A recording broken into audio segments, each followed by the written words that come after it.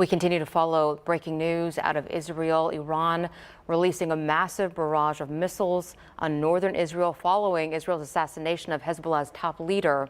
Iran told the United Nations that its retaliation has concluded and so far has not launched any more missiles since what happened earlier today. Joining us now to talk about this is Dr. Gerald Horne, Moores Professor of History at the University of Houston. Dr. Horne, thank you for joining us. What do you think Iran hopes to achieve with this missile strike?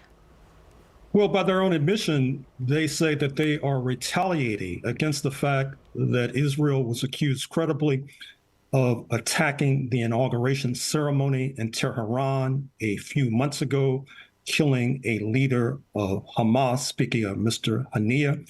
They're retaliating because of the assumed Israeli assassination of Mr. Nasrallah, the Iranian ally in Beirut, Lebanon, not to mention some leaders of Iran itself who were meeting with Mr. Nasrallah. So that is their summary of why they launched scores of missiles into Tel Aviv.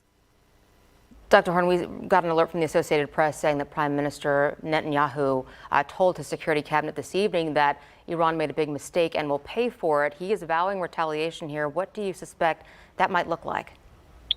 I assume that Israeli jets will be flying in the direction of Iran sooner rather than later. We know that there is a U.S. flotilla in the waters off of Iran. Perhaps they will be participating as well. This is a very dangerous and perilous moment that this small planet is enduring. How does this attack differ from the one Iran launched against Israel in April? To be sure, it does differ because our understanding is that the April 2024 attack was choreographed, that to an extent you had participation on the Israeli side by the Jordanians who helped to signal to Israel that these Iranian missiles were heading towards Israel. And so as a result, there was not that much damage in April 2024. It was possible to contain the crisis.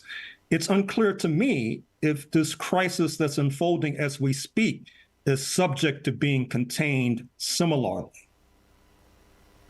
Dr. Horne, we heard President Biden reiterate his support for Israel.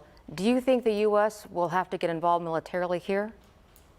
That is a distinct possibility. I do not feel that this U.S. flotilla was sent to that part of the world as a part of a kind of vacation by the sailors.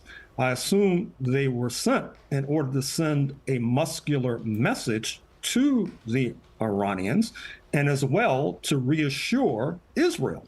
So there is a danger that U.S. could be drawn into this conflict. And keep in mind that Iran has allies as well, speaking of Russia and China in the first instance, and that is what makes this current crisis so volatile. I want to ask, all indications suggest Iran won't retaliate further based on past interactions, though. Do you think that this is likely, or could we see more escalation ahead, a larger war? It depends on the Israelis. The ball is in their court. Certainly, if they decide to send their jets in the direction of Iran, and more than that, drop bombs on Iranian soil, it will invite an enhanced retaliation. The Iranians have conceded as much already. So we are not out of the woods yet with regard to this crisis by a long shot. As you said, certainly a very perilous time. We'll continue to watch the new developments. Dr. Gerald Horne, U of H, thank you for joining us this afternoon. We appreciate it.